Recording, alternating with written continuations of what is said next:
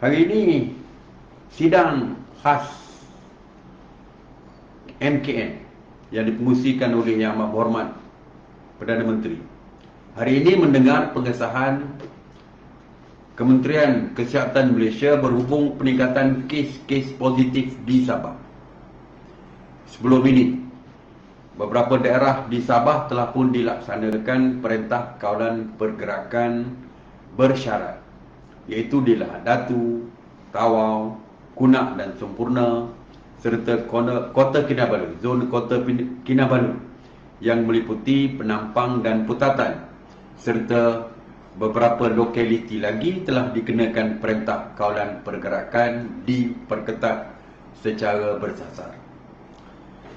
Selain daripada itu, kawalan rentas daerah di seluruh negeri Sabah telah pun dikuatkuasakan sejak 3 Oktober 2020, di mana setiap individu tidak dibenarkan untuk merentas daerah dan hanya kaki tangan kerajaan dan pekerja-pekerja yang mempunyai surat kebenaran daripada majikan dan juga mempunyai kad pekerja dibenarkan untuk merentas daerah, selain daripada kenderaan-kenderaan yang membawa barang keperluan asas dan juga yang mempunyai masalah kecemasan juga dibenarkan rentas daerah.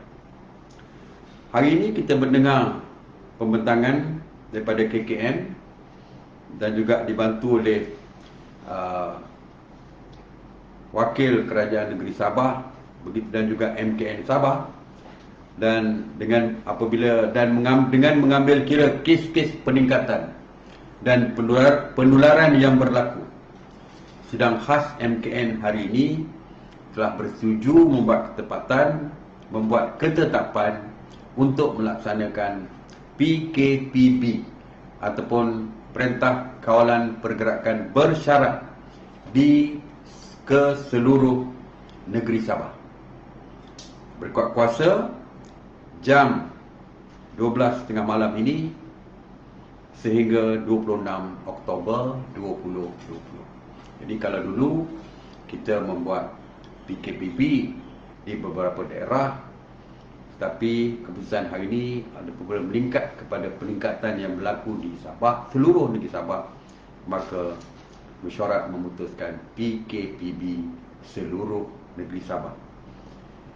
Antara SOP-nya seperti juga SOP PKPB yang lain, antaranya adalah menyekat pergerakan keluar masuk rentas daerah, seperti juga baru-baru ini tiada rentas daerah. Bagaimanapun, seperti yang saya sebutkan, pekerja-pekerja yang perlu merentas daerah perlulah menunjukkan pas kerja dan surat kebenaran daripada majikan. Begitu juga kemasukan masuk dan keluar kenderaan-kenderaan yang membawa keperluan asas juga dibenarkan. Bagaimanapun, perlu mereka membuat permohonan dan laporan dan permohonan kepada pihak PDRM. Bagi individu, setiap rumah hanya dibenarkan 2 orang saja untuk keluar daripada rumah yang bertujuan untuk membeli keperluan makanan. Semua institusi, semua sektor sosial dan aktiviti agama dan juga sukan ditutup dan tidak dibenarkan. Institusi pendidikan sebagai contoh, sekolah, tadika, taska, institusi pengajian tinggi, institusi latihan kemahiran, pusat tahfiz, taman-taman awam dan rekreasi, semuanya ditutup. Masjid dan surau serta rumah ibadah bukan Islam juga ditutup. Semua aktiviti sukan, rekreasi, sosial dan budaya, termasuk majlis-majlis sosial seperti majlis perkahwinan, pertunangan, akikah dan lain-lain yang berkaitan juga tidak dibenarkan. Pusat-pusat hiburan termasuk kelab malam juga tidak dibenarkan.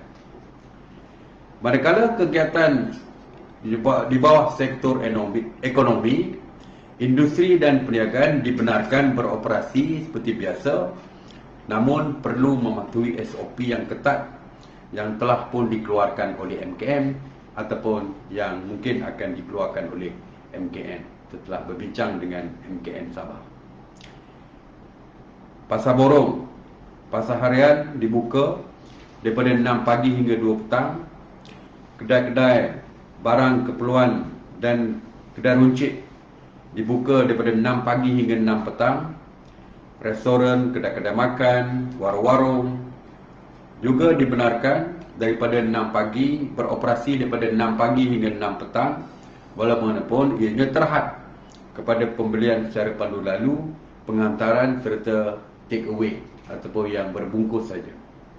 Operasi stesen minyak dibenarkan beroperasi dari 6 pagi hingga 6 petang.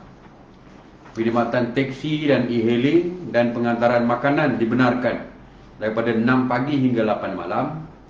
Bas ekspres dan bas henti-henti tidak dibenarkan beroperasi kerana tidak dibenarkan rentas daerah.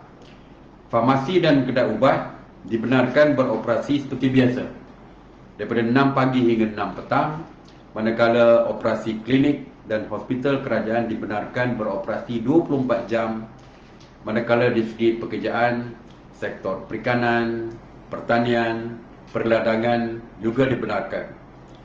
Bagi sektor perniagaan dan perkelangan termasuk industri kecil dan sederhana boleh beroperasi seperti biasa. Perincian lanjut mengenai SOP di Sabah boleh dirujuk di laman sesawang MKN.